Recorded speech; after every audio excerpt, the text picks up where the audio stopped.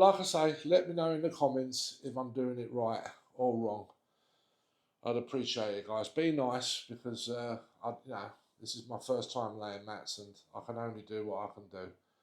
Yeah, guys, just a quick one. I'm going to show you how I stick my corner beads in, my angle beads, you know what you call them, for plasterboards.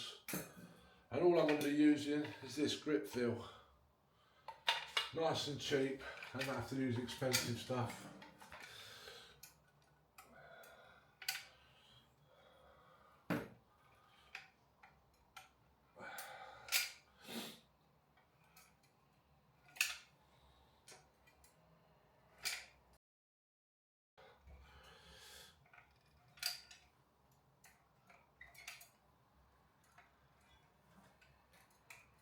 There you go, that should be alright.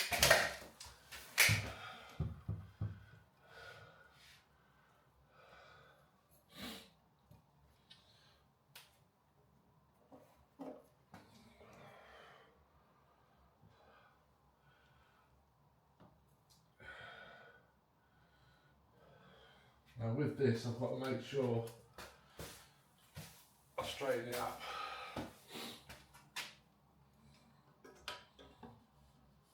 Spirit level on it. And there you go, that's perfect. Just going to put a little packer at the bottom, with the packer, to knock it up a bit. Put my spirit level back on it. She's looking good.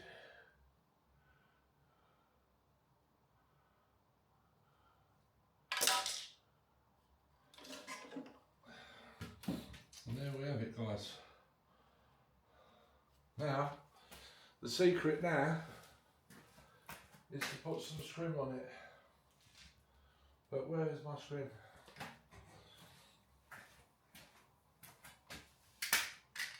Get some scrim on it, guys, and that will hold it tight.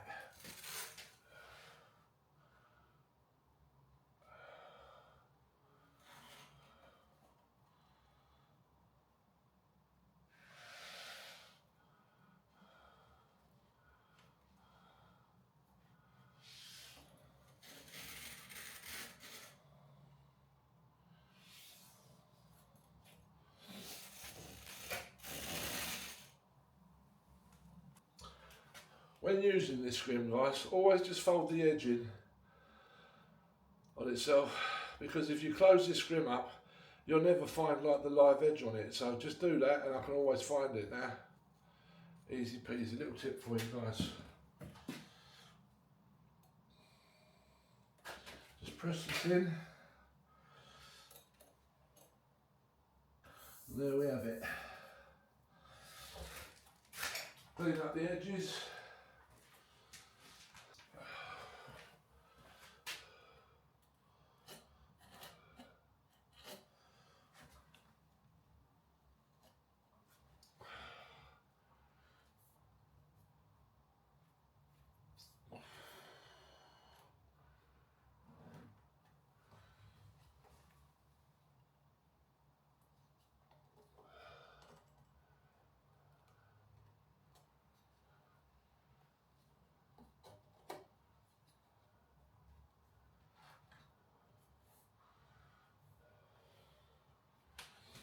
You've got to make sure that you're not flat. You've got to make sure that you've got enough of the plaster to cover these edges. You've got to be careful.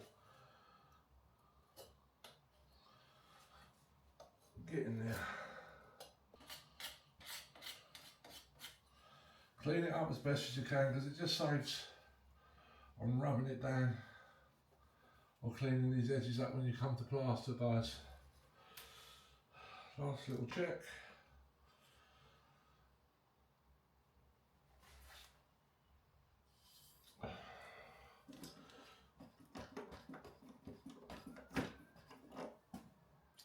Check this side as well. Perfect. Perfect. Get this scrim. I'm going to be putting it on this edge now, guys, on the inside edge.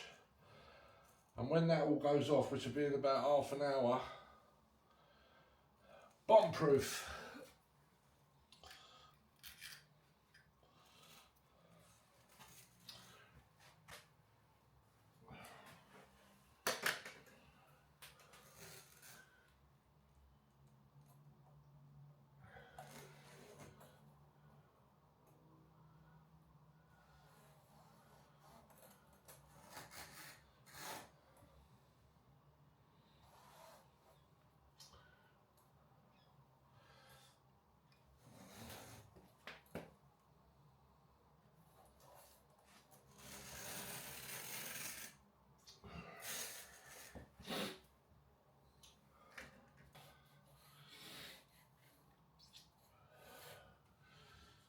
check it again, guys. Always keep checking your work.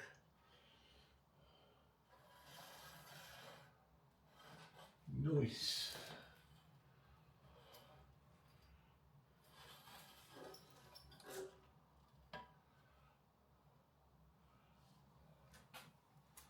And there you have it, guys. I don't know if you can see it, but bang on.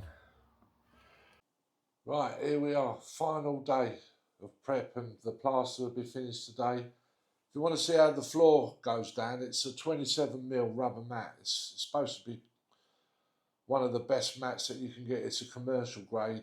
My son knows someone. It's not what you know, it's who you know.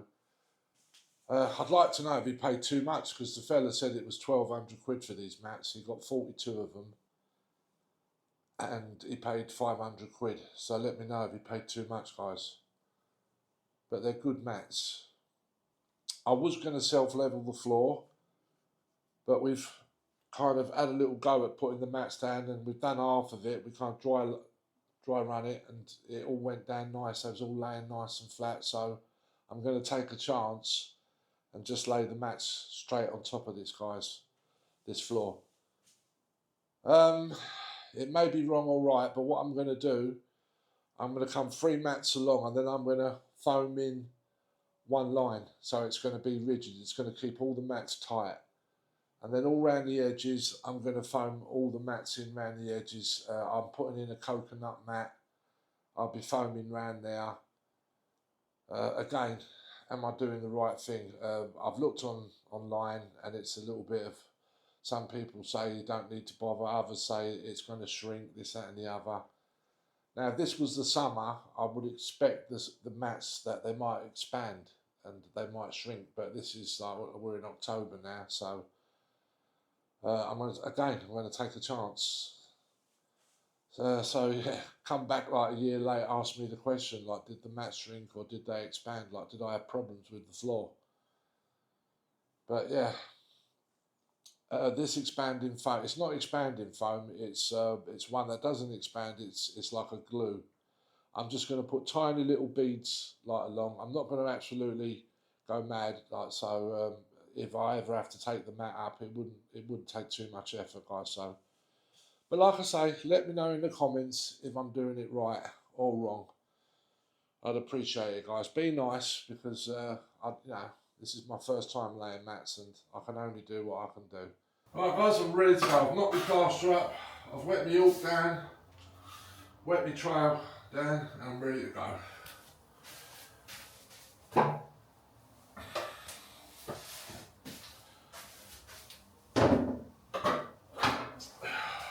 Pull my trousers up because you don't want to see me crack. The thing about all this plastering, it don't take long, but it's the in-betweens. You've got to wait for it to go off, and so this could take about 2 or 3 hours, I don't know, because this is quite cold in this room. But we shall see.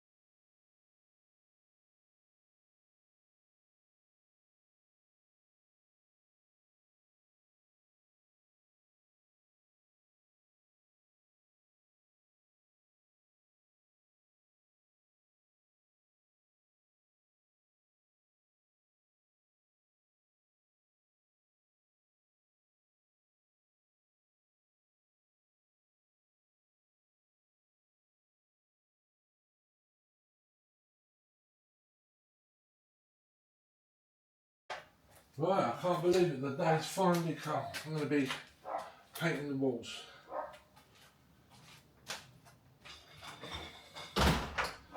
I'm going to be whitewashing these walls, guys, but I won't be doing it onto this wooden panel because it's, you put pure paint on it, you don't mix it with water, guys.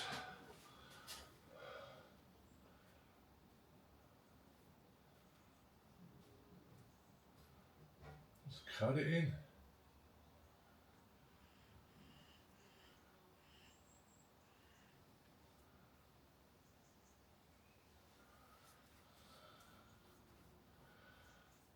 I'm only using this because I've got 5 litres of the colour I'm going to be painting, which is this. Don't ask me why I've chosen this colour. Well, the reason for it is because we already had it. We had it for a bedroom and my boy didn't like the colour, so we had it spare. So rather than go out and spend another 40 quid, 50 quid, we're going to be using this. Save a bit of money.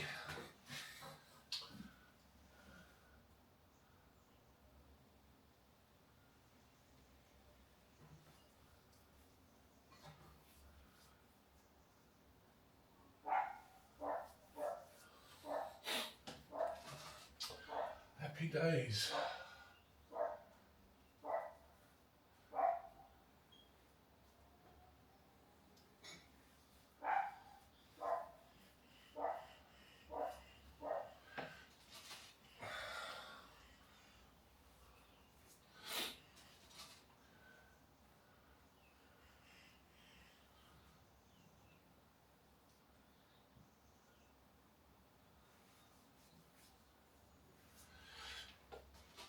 Shouldn't take too long to do this.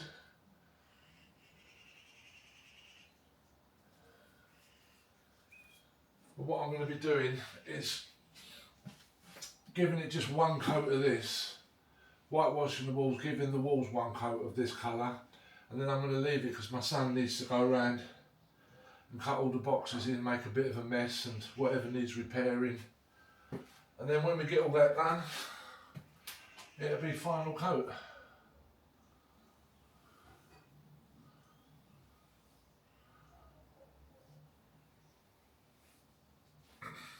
I'm taking care not to go onto the plaster because you don't want to put pure paint on the plaster. So I'm going to be cutting this in.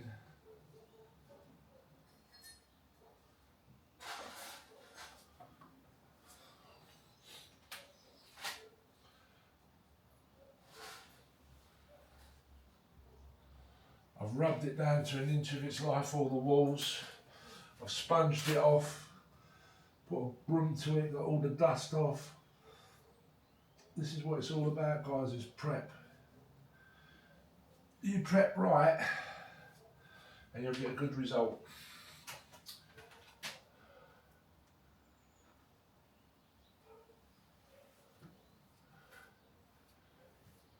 You prep wrong, it's going to look nasty.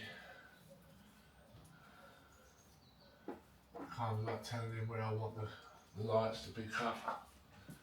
This is going to be cut like here. Got to do a bit of filling up there with the wood blue when I was sending the drill through. I knew it was going to do it.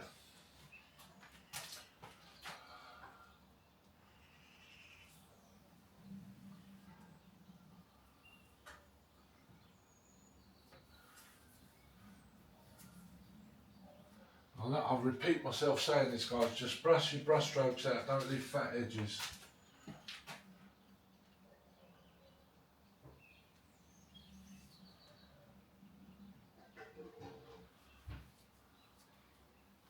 And finish on the upward stroke and done. Nice.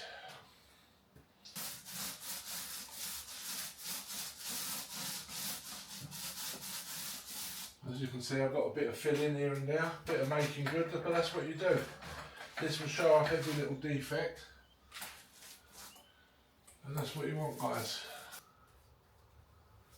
Who's that making noise, eh? It's normally me making the noise. Yeah.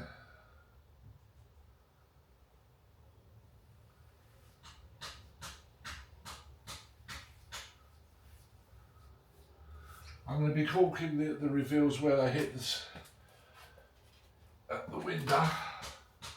But what I did when I stuck this plasterboard on, I made sure that it was on the window, not on the concrete. So there shouldn't be any damp issues coming through because it's all onto the plastic. I forget what his name is, Kirk something, like the plasterer. Showed me a little tip and I thought, yeah, that's quite a good idea, it makes sense really. So that's what I did, I copied him. I mean, I think YouTube's fantastic for that. You're never too old to learn, guys. Never.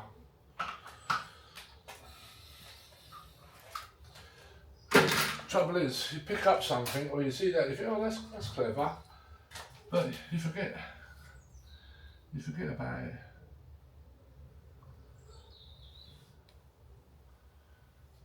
Well, I do anyway.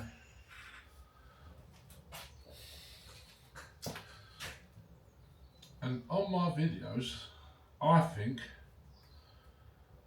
although I don't get no bloody views no more,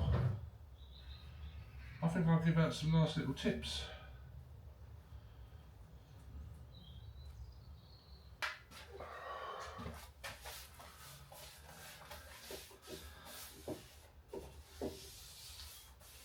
The good thing is it's been absolutely pissing down the rain and there's been no issues with the damp, which I knew there wouldn't be anyway. So I'm well happy. Good, good, good.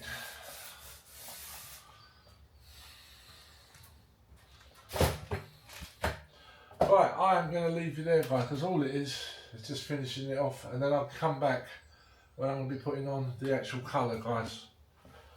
See you in a minute.